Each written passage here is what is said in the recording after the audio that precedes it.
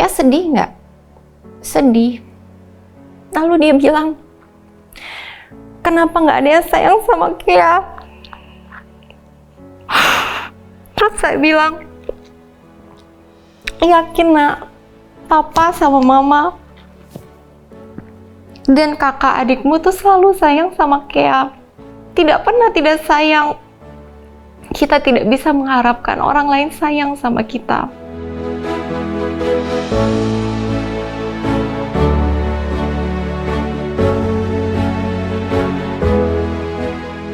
Halo, saya Emma Helianti. Saya adalah ibu dari 3 anak.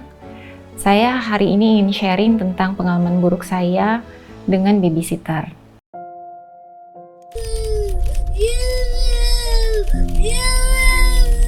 Dia tuh dari tadi Nui minta sama bapak, makanya aku bawa ke sana-sana. Kayaknya begitu. Dari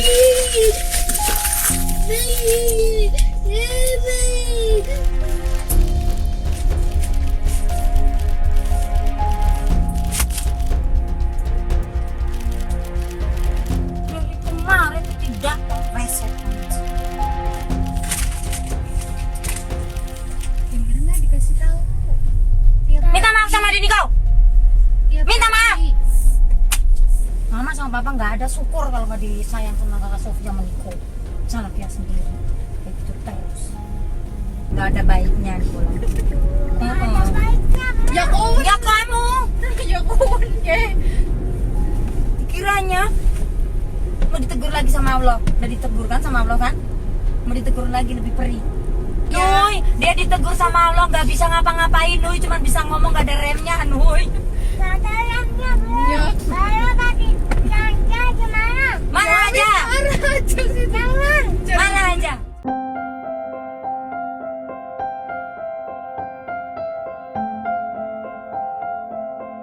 Setelah saya dengar rekaman yang membuat kami shock, jujur saya sama suami saya itu diam 1000 bahasa, hanya bisa menangis dan berpelukan satu sama lain.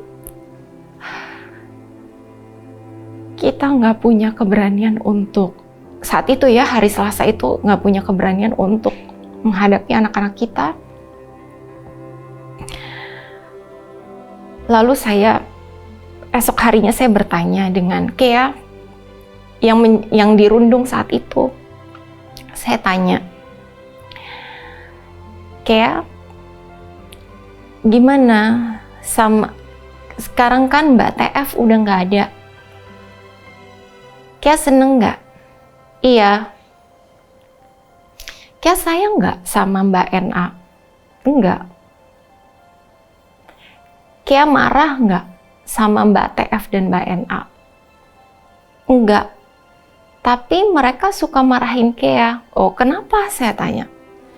Karena Kea tidak mau dikasih tahu, kata Mbak TF dan Mbak NA. Kea tidak mau mendengar. Kea sedih nggak? Sedih. Lalu dia bilang, kenapa nggak ada yang sayang sama Kea?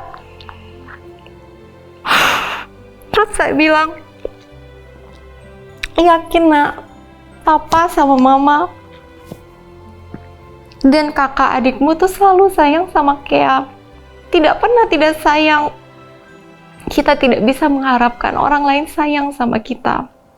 Walaupun kita ada rasa sayang, sudah baik, kita nggak bisa mengharapkan. Tapi bukan berarti Kea itu tidak berhak disayang. Tenang, selama masih mama, ada papa, ada kakak Sofi dan Niko, semua pasti sayang sama Kea. Kea punya banyak teman-teman di sekolah kan, semua satu sekolah kenal sama Kea. Kalau Kea bukan anak penyayang, nggak mungkin yang lain itu kenal sama Kea. Lalu saya lihat anak saya yang ketiga, dia semenjak ganti suster, sejujurnya sampai saat ini saya masih memakai jasa babysitter. Itu dia happy, bebas, merdeka. Dia pelukin kakaknya seperti nggak mau lepas. Kemana kakaknya pergi dia ikut. Dia trauma masuk ke kamarnya sendiri, dia nggak mau ke atas kasurnya sendiri. Lalu saya tanya, kenapa? Kenapa Niko nggak mau ke atas kasur? Dia nggak mau tidur di atas kasurnya sendiri, dia nggak mau. Dia bilang, Niko takut. Takut sama siapa? Takut sama Mbak TF. Kenapa? Dia diem. Mbak TF kasar. Iya, dia bilang. Kemarin saya kasih foto dia dan sus TF diremek sampai dia dibuang. Terus lalu dia nangis. Saya sakit hati saya. Anak saya diperlakukan seperti ini,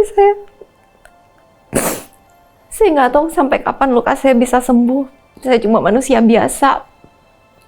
Pastinya saya ada rasa ingin memaafkan supaya saya juga bisa lega, tetapi ini sangat, buat kami sangat sulit. Dan kami sudah mengkonsultasikan anak-anak kami dengan psikiater. Saya sudah berkonsultasi dengan psikiater yang memang menangani anak saya yang kedua, yang ADHD ya. Memang sudah ada beberapa masukan untuk kami lakukan. Salah satunya adalah untuk tidur bersama semua gitu ya, tanpa kita harus memperdulikan ini anak tidur berapa jam, tidur atau enggak. Yang penting kita membangun bonding dulu satu keluarga.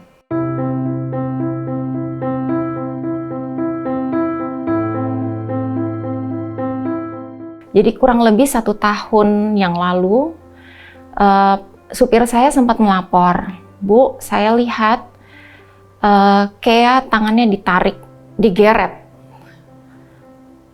Dia lapor ke saya dan suami, terus saya tanya, nanti kita akan periksa. Nah, mungkin karena kami tenaga medis ya, jadi kami cukup mengerti.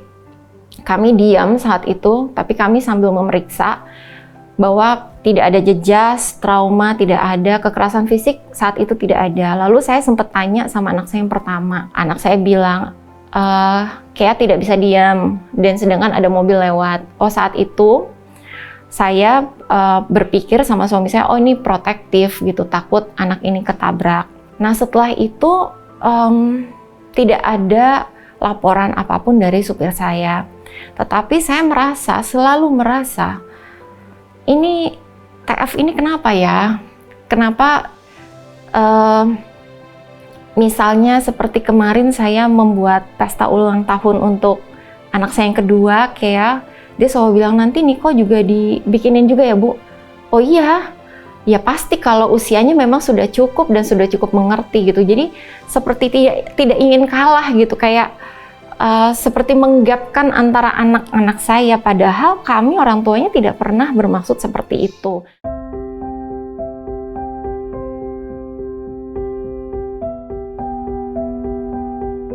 Untuk suster NA yang memang memegang betul anak saya merasa bahwa dia selalu punya respon negatif terhadap anak saya. Contohnya, Mah, ini kayak selalu nendang saya nih kalau saya ngambil apa di bawah mejanya dia gitu. Selalu kasar, selalu apa, intinya negatif gitu ya. Ya saya tidak memungkiri itu, memang anak saya punya kebiasaan seperti itu. Lalu saya tanya dengan psikiater yang menangani anak saya, Dr. Anggia Hapsari. Saya tanya kenapa anak saya misalnya dalam mobil yang sempit gitu ya, penuh orang, dia tiba-tiba bisa mendorong adiknya. Atau misalnya dia di high chair lagi makan, kita ambil barang di bawahnya dia bisa nendang. Ternyata kata psikiaternya, kalau dalam anak kasus ADHD, dia punya batasan privacy ya, yang menurut mereka itu privacy. Ketika kita melanggar itu, dia merasa tidak nyaman, lalu tindakan impulsifnya tuh keluar gitu. Jadi kalau terhadap sus NA memang saya kurang bisa nyambung ya, kurang bisa sejalan gitu. kita ngomong apa, kita menginginkan apa, memang dia selalu kontra gitu. Dia merasa bahwa kita tuh salah gitu. Lalu pada saat dia dengan keinginan sendiri ingin mengundurkan diri, ya saya ya nggak apa-apa, saya melepaskan begitu saja.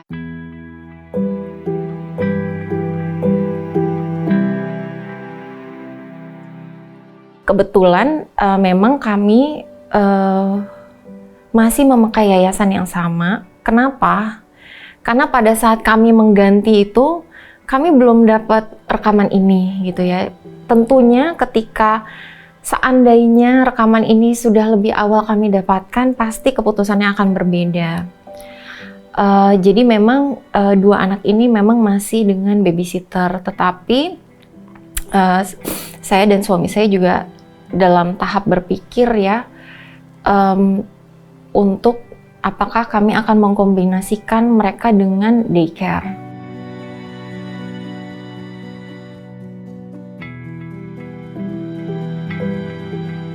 Pelajaran yang paling berharga tentunya sesibuk-sibuknya seorang ibu bekerja seperti saya ini, saya harus menyempatkan waktu ketemu sama anak-anak saya semuanya. Yang kedua, kita harus sensitif dengan feeling kita sebagai ibu. Sejujurnya saya sudah lama ingin mengganti Sus-TF ini, mungkin sekitar setahun, ketika saya melihat suami saya mau kasih tahu anak saya yang ketiga, jangan begini ya, ini tidak baik. Itu dihalangi sama dia. Sampai suami saya marah. Suami saya bilang, saya kalau lagi ngasih tahu anak saya, kamu jangan ikut-ikut. Itu saya udah feeling sepertinya ini sudah kurang sesuai. Seharusnya kita cut saat itu juga gitu. Jadi memang kita sebagai ibu harus peka terhadap feeling kita. Feeling seorang ibu saya percaya tidak pernah salah. Lalu dari pengalaman saya, mungkin saya akan mengganti babysitter saya lebih sering. Kalau dulu saya merasa bahwa saya tidak mau orang itu gonta-ganti sama saya. Mungkin kalau sekarang saya berpikir untuk usia di bawah 4 tahun, saya rasa mungkin setahun sekali saya akan ganti gitu. Karena ya kita tidak pernah tahu apa perkembangan selama dia bekerja dengan kami gitu ya. Apakah ada kejadian yang bisa merubah kesehatan mentalnya dia. Karena dalam kasus kami selama 3 tahun, kami tidak bisa men-screening bahwa orang ini ada gangguan mental. Sampai pada suatu hari dia marah-marah tanpa jelas, mulai keluar sikap dia yang tidak sesuai gitu ya, bahwa kita lagi senang-senang tapi dia marah.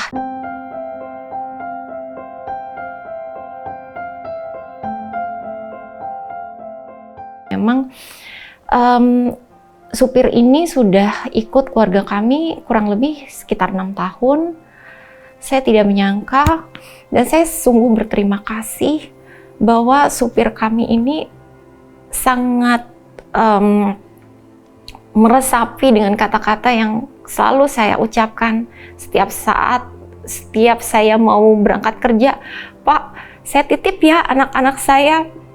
Itu kenapa waktu dia kasih rekaman itu ke saya, dia bilang, karena ibu setiap saat selalu bilang saya titip anak-anak saya.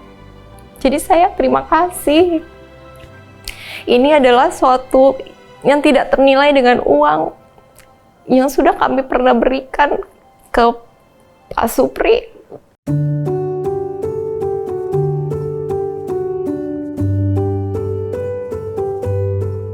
Untuk suami saya mau mengucapkan, saya minta maaf mungkin sebagai ibunya anak-anak saya juga tidak sempurna.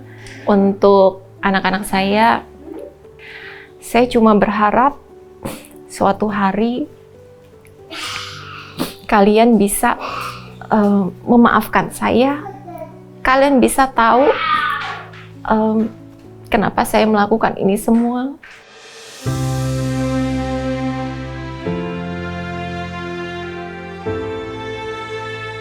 Jujur sampai saat ini saya masih trauma. Saya trauma naik mobil yang sama dengan anak saya yang saat itu dirundung. Setiap kali saya pakai mobil itu, saya selalu membayangkan kata-katanya kayak marah. Kayak marah. Lalu mereka bilang, marah aja sana. Mama nggak ada, papa nggak ada, Uti nggak ada. Saya selalu membayangkan situasi itu. Setiap saya bekerja, saya berusaha untuk profesional, tapi ada kalanya saya merasa saya lemas. Saya seperti trauma. Saya memang sedang ke psikiater ya untuk menangani trauma ini gitu. Saya rasa saya sadar betul saya butuh pertolongan.